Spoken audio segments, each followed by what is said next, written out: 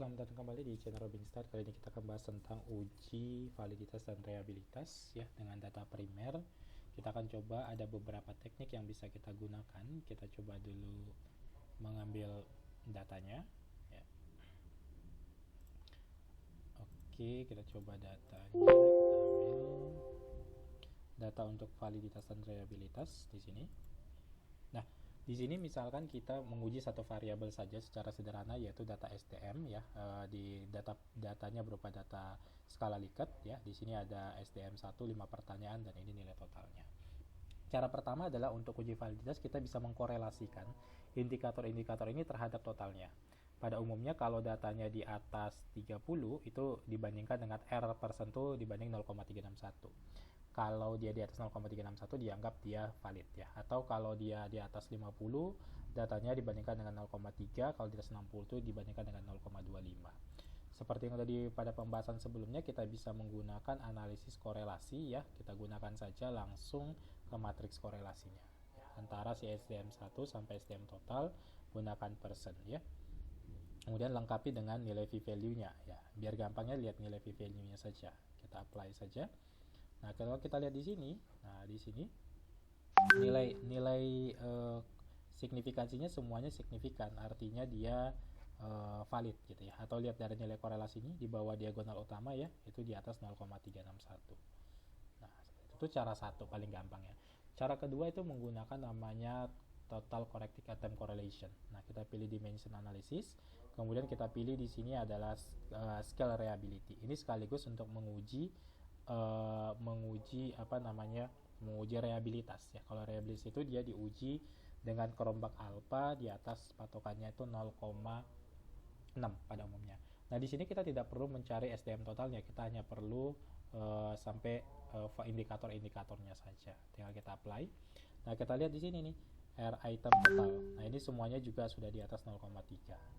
Nah, kalau dilihat dari kerombak alfanya secara total itu dia 0,88, artinya variabelnya reliable dan valid. Kalau valid itu mengukur apakah indikator itu benar mengukur variabel yang diteliti. Kalau reliable itu mengukur kekonsistenan. Jadi kalau pertanyaan itu diulang-ulang ke beberapa responden hingga akhir, dia menghasilkan hasil yang konsisten atau sama gitu. Nah, cara yang ketiga dengan menggunakan namanya analisis faktor. Nah, sekaligus kita mendiskusikan analisis faktor ini bisa salah satunya untuk uji validitas. Kenapa? Karena kita anggap bahwa si indikator tadi akan mengerucut menjadi satu faktor. Nah, faktor yang di sini disebut dengan namanya EVA explanatory factor analysis ya. Nah, ini kita pilih sampai SDM 5, kemudian opsinya kita pilih nanti apakah ada untuk dirotasi kalau nanti dia ada yang lebih dari dua faktor yang nilainya ambigu, mau masuk faktor 1 atau faktor 2. Tinggal kita oke kan? Ya, ini kita inginkan dia diekstrak dalam satu faktor. Nah, kalau kita lihat di sini, secara faktor loading, ya dia itu semuanya juga di atas 0,5. Ya, beberapa rata-rata menyebut faktor loading itu di atas 0,5 atau rata-rata ada yang menyebut di atas 0,6 juga boleh. Ya. Kemudian dari sisi ininya kecukupannya, ini boleh kita lihat nih, apakah dia cukup sufisien untuk dia dibentuk satu faktor. H0-nya cukup, A1-nya tidak cukup, ini tidak signifikan, artinya dia cukup. Jadi benar ini bisa diekstrak menjadi satu faktor gitu ya. Kemudian cara lain bisa digunakan juga menggunakan namanya confirmatory factor analysis atau CFA. CFA ini digunakan untuk biasanya di analisis SEM ya, dimana teorisnya sudah kuat. Kalau tadi EVA itu kita masih mengexplanatory, kalau CFA ini dia udah tinggal makanya library-nya SEM ya, dia menyatakan bahwa benar ini dia sesuai dengan teoris yang ada ya. Kita define sebagai faktor 1, kemudian opsinya apa aja mau kita keluarkan, apakah dia berbasis kovarian atau berbasis korelasi. Kemudian faktor setnya kita ubah jadi 1, kemudian ini beberapa kriteria ya, ada kriteria RMSA, kriteria NFI, GFI, AFI, CFI dan seterusnya ya. Kalau kita lihat dari beberapa kriteria ini, biasanya di atas 0,7 beberapa kriteria itu dia itu dinyatakan dia moderate fit. Tapi kalau dia di bawah 0,7 pur, kalau di atas 0,9 dianggap dia pure fit ya.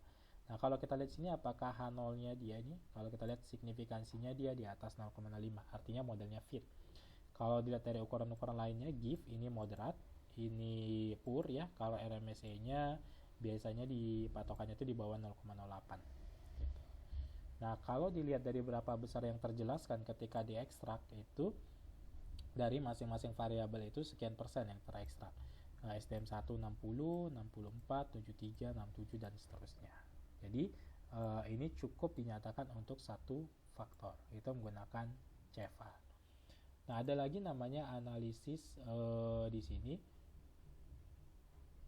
bisa kita menggunakan PCA.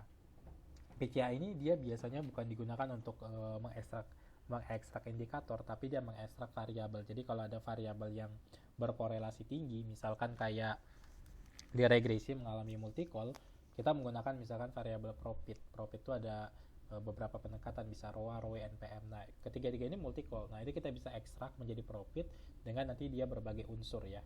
Jadi misalkan si profitnya ini dari ROA 0,3%, 0,3 atau 30%, ROE 0,3 dan NPM 0,4. Tergantung dari komponennya ya. Nah, kalau kita klik di sini, misalkan kita ambil dari ininya, ini hampir sama dengan faktor analisis ya, script plot, kemudian add principal komponennya, tinggal kita oke kan. Kita mau buat dalam satu komponen, cukup nggak dia untuk satu komponen. Nah, kalau kita lihat di sini, kita lihat komponen yang terjelaskan itu, kalau kita pakai satu komponen saja, itu kita bisa menjelaskan proporsinya itu sebesar hampir 70%. Ya, hampir 70%, ya 0,69. Kemudian ini masing-masing komponennya 0,44, 0,44, 0 sekian. Nah, sehingga nanti dia akan keluar si ininya PCA-nya. Nah, dia masuk kemana ini? Ya, seperti itu untuk analisis menggunakan uji validasi reliabilitas, pendekatan menggunakan korelasi, kemudian gunakan adjusted ya, corrected korelasi, kemudian gunakan EVA dan gunakan PCA. Semoga bermanfaat. Sampai ketemu di video-video berikutnya. Terima kasih.